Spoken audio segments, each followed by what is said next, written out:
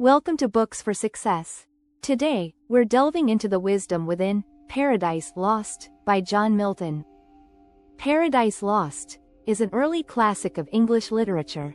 In over 10,000 lines of verse, the epic poem tells the biblical story from Satan's rebellion against God to Adam and Eve's original sin. Written at a time of great political and religious upheaval, the epic proves an impressive inquiry of free will, sin, and the nature of evil to this very day.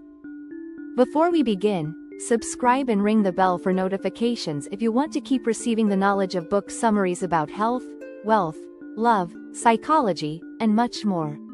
Don't be shy about dropping your book suggestions for us to summarize. Also, you can use this video as an audiobook summary. Let's grow and succeed together. What's in it for me? Dive into an epic battle between good and evil. John Milton, Paradise Lost. Retelling a story from the Bible is a daunting task. Retelling it in a time of religious and political upheaval is even riskier. But that's what John Milton did with Paradise Lost. Published in 1667, when Milton was already 60 and had gone blind, the poem was the culmination of a lifelong endeavor. The epic dropped like a bomb into the religious and intellectual circles of 17th century England. It's made up of over 10,000 lines of blank verse, meaning nothing rhymes, and divided into 12 books or chapters. Its exploration of theological and philosophical themes, its poetic grandeur, and its innovative use of blank verse made it an instant classic. Today, Paradise Lost continues to be celebrated as a monumental work of English literature. In this summary, you'll find out what makes the epic poem such a timeless masterpiece. Books 1 and 2. Satan's fallen soldiers. Better to reign in hell than serve in heaven. Like any good epic, Paradise Lost begins with an invocation to the muse. Chapter 1. Books 1 and 2. Satan's fallen soldiers. Milton chooses the classical muse Urania, the muse of astronomy, to help him tell the story of man's disobedience toward God. He also proclaims that he'll justify God's ways to man. Then the story begins. Fallen angel Satan lies in chains on a lake of fire along with his fellow rebels. They've just lost their first big battle against God and plummeted to hell. But despite their defeat, Satan wants to continue the struggle against God. In a famous line, he asserts that he'd rather reign in hell than serve in heaven. He breaks free from his chains and calls for the other fallen angels, rattling off a long list of names. Moloch, Chemos, Balaam, Astaroth, Astarte, Dagon, Rimmon, Osiris, Isis, Horus, Mammon, and Belial. Satan instructs his demon army to construct a capital city for hell, Pandemonium. Then he assembles his demons to talk strategy. How should they proceed with their struggle against God? Moloch suggests open warfare against heaven. Belial advocates for doing nothing. Mammon argues for making hell a little nicer so they can all live a happy life of sin. Finally, Beelzebub, speaking for Satan, proposes to take revenge on God by corrupting his most beloved creation, mankind. Naturally, Satan's plan prevails. He leaves for Earth. At Hell's Gate, he encounters his daughter Sin, half woman, half serpent. She's surrounded by hellish dogs and accompanied by their incest-spawn son, Death. Satan instructs Sin to open the gates of hell. But once opened, Sin is unable to close them again. Satan wanders through the limbo between heaven and hell, where he meets the allegorical figures Chaos and Night. As he moves toward Earth, Sin and Death follow his path, broadening it into a superhighway for evil to follow. Paradise Lost is an epic poem in the tradition of ancient literary masters like Homer and Virgil and Christian successors like Dante. Milton follows their example by opening his poem with an invocation to a muse. He calls on Urania as the heavenly muse of astronomy, mixing classical and Christian symbolism. Then he begins his story in media res, right in the middle of things, another epic tradition. Satan has just fallen from heaven after rebelling against God and is about to establish his new kingdom of hell. Protagonist Satan might be construed as some kind of antihero, but Milton doesn't want readers to sympathize with the devil. Milton makes it clear that Satan's power is illusory, since it ultimately derives from God. Satan's battle is lost before it's begun, but that won't keep him from trying. Chapter 2, Books 3 and IV. Satan in Paradise.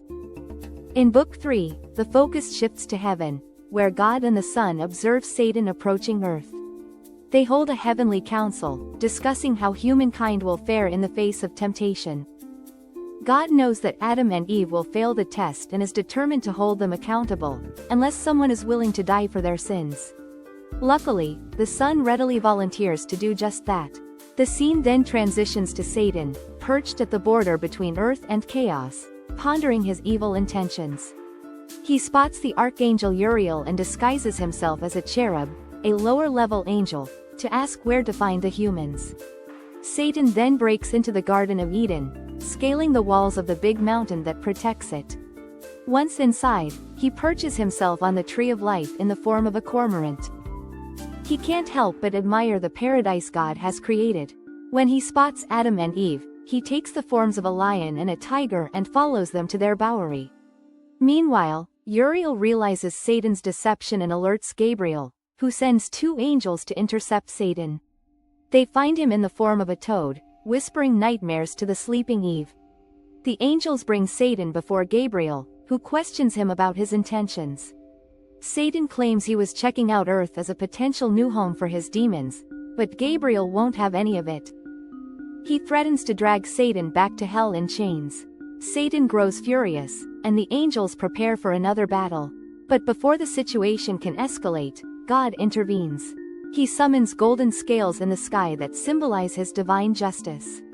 Realizing his powerlessness, Satan retreats into the night. In Book 3 of Paradise Lost, we visit heaven for the first time. Unlike dark, fiery hell, it's a place of eternal good and light. Characterizing God and his Son Jesus was a risky move on Milton's part. Any portrayal of the two and their relationship was bound to earn religious critique. He also had to characterize God as all-powerful and all-knowing. While maintaining a sense of drama. God's laissez-faire attitude towards Satan's corruption of humanity could also read as callous. But God's love and compassion are embodied in the form of his Son Jesus. It's Jesus who offers to die for humanity's future sins. For the moment, though, the first humans, Adam and Eve, are still without sin, living happily in the paradise God has created for them. Chapter 3, Books V and V. The Battle for Heaven. Attend, that thou art happy, O to God, that thou continuest such, O to thyself. Book 5 begins with Adam and Eve waking up. Eve recounts a troubling dream to her husband. A heavenly figure tempted her into eating from the tree of knowledge, something God has strictly forbidden. Adam assures her it was just a dream. God and his angel Raphael observe the interaction, knowing full well that the humans will succumb to temptation. Nonetheless, God sends Raphael to warn them about Satan's scheme and remind them that they have free will. Raphael comes to Eden to share a meal with Adam and Eve. He tells them they may reach an angel-like state of purity if they only obey God. Adam is intrigued by the topic and asks Raphael to tell the story of the rebel angels. Raphael narrates how Satan, then known as Lucifer, managed to lead a third of the angels astray. Only the angel Abdiel decided to return to God, who praised him for his loyalty. God then appointed the angels Michael and Gabriel to lead the heavenly forces against Satan's army. This battle between the angels and their rebels spanned 2 days. On the first day, the angels easily defeated the rebels. On the second day, the rebels attacked with a powerful cannon. In response, the angels buried them under mountains, hills, and boulders. At this point, God grew concerned about the level of chaos in heaven and called on the Son to step in. The Son single-handedly confronted the rebels and herded them into an opening that leads to hell. Book 5 and 6 center around the question of free will. Throughout the poem, Milton makes clear that even though God foresees everything, humans have the freedom to choose their path. Raphael's story illustrates his point. The account of the heavenly battle recalls classic war epics like Homer's Iliad. But since the angels are extremely powerful and can't actually die, many battle scenes appear almost comical. For instance, one angel splits Satan in half with the sword, just for him to immediately put himself together again. The humor also derives from the fact that the rebels are no actual threat to the Almighty God. At most, he seems slightly annoyed by them. The rebels' real offense is their disobedience. This disobedience is contrasted by the virtuous figure of Abdiel, who resists Satan's temptation. Book 7 and 8, The Creation of Humankind. Adam's conversation with Raphael continues. Chapter 4, Books 7 and 8, The Creation of Humankind. Raphael now tells the story of the world's creation. He explains that after the defeat of the rebellious angels, God wanted to fill the universe with new life, humanity. God sent the sun to create earth and its surrounding heavens. The sun finished off his creation by suspending earth from heaven with a golden chain. Then God himself created light, the firmament, the seasons, animal life, and finally Adam, the first man. Raphael recounts how the angels in heaven celebrated God's magnum opus. Adam then asks Raphael about the movement of the stars and planets. Raphael rebuts that the mysteries of the universe are beyond human comprehension. He advises Adam to be content with the knowledge God permits him to possess. Adam then shares his own account of his creation. He describes awakening in a lush setting, being able to stand upright, run, and jump. God then led him to Eden and entrusted him with a garden as his own dominion, the only condition being that Adam must not eat from the tree of knowledge. After some time, Adam expressed his loneliness, and God created Eve from his rib. Adam immediately fell in love with her beauty. Although Eve's first impulse was to run away, the two eventually fell in love and were joined in marriage. Raphael is concerned about Adam's overpowering physical desire for Eve. He reminds him that Eve is spiritually inferior to him. He cautions Adam to balance passion with reason to avoid disobeying God. Then Raphael returns to heaven. Raphael's story hour continues in books 7 and 8. His account of Earth's creation closely follows the event in the biblical book of Genesis. Milton adds some scientific flourishes, though. For instance, he describes the creation of the stars in the astronomical detail available at the time. The account of Adam and Eve's creation closely resembles its Bible template. Milton describes them as a perfect couple, at least by sexist 17th century standards. Eve is presented as a slightly inferior, slightly less spiritual, slightly more capricious version of Adam. Adam is a more level-headed, reasonable one of the pair. But he's so infatuated with Eve that we can already sense his passion will lead him astray. Chapter 5, Books X and X, Forbidden Fruit. So glistered the dire snake, and into fraud led Eve, our credulous mother, to the tree of prohibition, root of all our woe. After laying low for 8 days, Satan returns to Eden, taking the form of a serpent. It's morning, and Adam and Eve are about to attend to their daily duty by working in the garden. Eve suggests that they'd get more done if they worked separately. After much debate, Adam reluctantly agrees to her suggestion. Once Eve is away from Adam, Satan approaches her in serpent form. Eve is captivated by the snake's beauty and its use of language. The snake claims to have acquired speech by consuming the forbidden fruit from the tree of knowledge and implores Eve to do the same. Even though Eve initially resists the temptation, serpent Satan overwhelms her with sneaky arguments. He convinces her that God is lying about the tree of knowledge because he's afraid that she and Adam will become like him. Eve finally relents. She eats the forbidden fruit, plunging humanity into damnation. When Eve tells Adam what she's done, he doesn't take much convincing. Out of fear of losing her, he also eats the forbidden fruit. Immediately, they have steamy sex. But when they awake, their lust is replaced by guilt and shame. They start to fight, blaming each other for their disobedience. In heaven, God gathers the angels to acknowledge Adam and Eve's fall from grace. As a punishment, he sends the angels to create seasons, violent weather, and discord among the animals on earth. Eve and all women are assigned the pain of childbirth and subjugation to their husbands. Adam and all of humankind are sentenced to labor and death.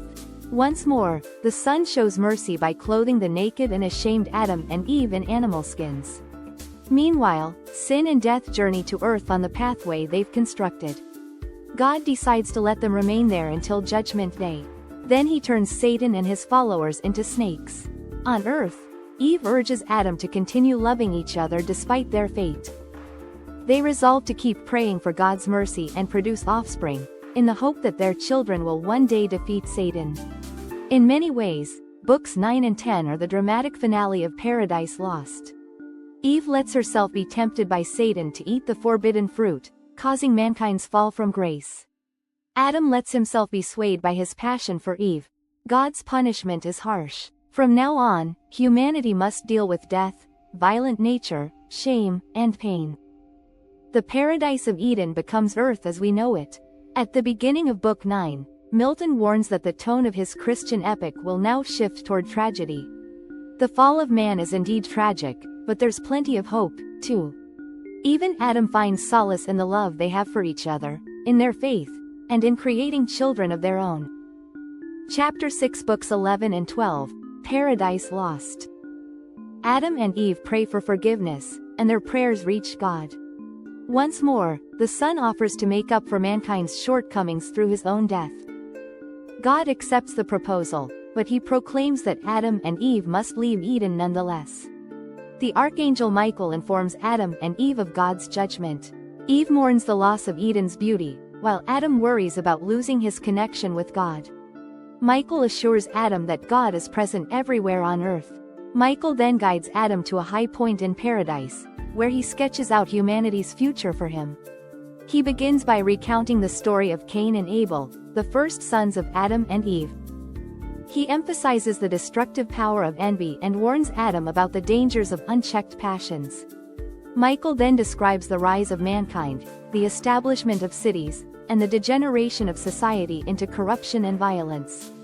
But he also reveals a divine plan for human redemption. He introduces Noah, a righteous man chosen to survive the impending flood and restore humanity. He recounts the story of Moses and the Israelites, their exodus from Egypt, and the reception of the 10 Commandments. He then turns to the future birth of Jesus Christ, portraying his life and sacrifice as the ultimate redemption for humanity's sins. The archangel explains that through Jesus, mankind can regain the favor of God and find salvation. Michael concludes by reassuring Adam that despite the temporary triumph of evil, ultimate victory lies with God and the forces of good. In the end, Jesus will judge all, and the faithful will enter paradise. He instructs him to share their conversation with Eve. Adam takes comfort in Michael's words. Eve takes solace in knowing the Messiah will come from her seed.